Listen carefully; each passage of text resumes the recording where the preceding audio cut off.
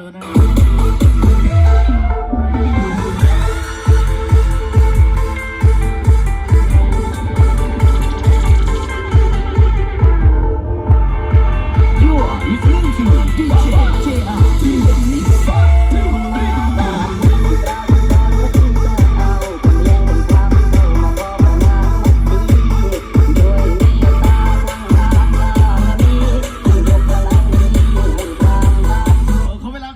ประมาณ3 ชั่วโมงแล้วไปชมภาพยนตร์กันเลยนะครับ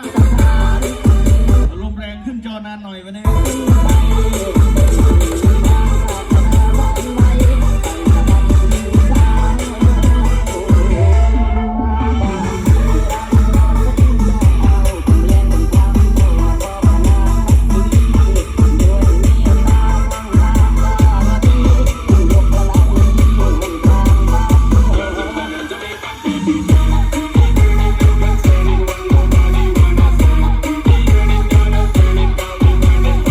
ส่งช่างภาพลงไปนะ